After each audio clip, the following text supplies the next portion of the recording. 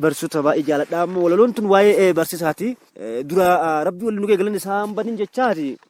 Walaloon tiyas waa'ee barsiisotaati. Jajjabina barsaa jechaadha. Barsiisaan wal dhabaa araarsaa dukkanaa ifan nama baasaa yoomuus hin dagadhu barsiisaa si faarsaa.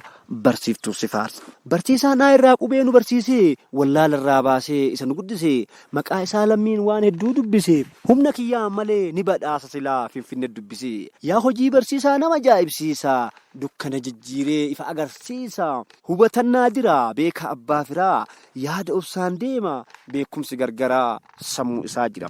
Adeemsa barsiisaa gara isaan beekanii gariin mataa raasee tumuu fafeetanii doktoraa fayyuulleen isuma eeganii.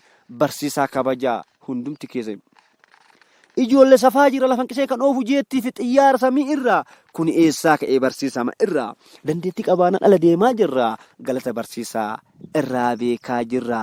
Maqaasin barsiisaa Mahammad Ka'amaanii walaloo qopheesse sammuuf garamaanii hunduu na caqasii gara na aslaalii aanaan koo hasaasaa gandaa hin jaaburqa kennamne hamaanii sammuu kiyyaa burqa qindeessee dhiyeessaa wanta fedha kiyyaa yaadaan na gargaara yaa ummata biyyaa. Yaa hojii barsiisaa nama ajaa'ibsiisa dukkana jijjiiree ifa agarsiisa hubannaa jira beeka abbaa firaa yaada obsaan deema beekumsi gargaraa sammuu isaa jira.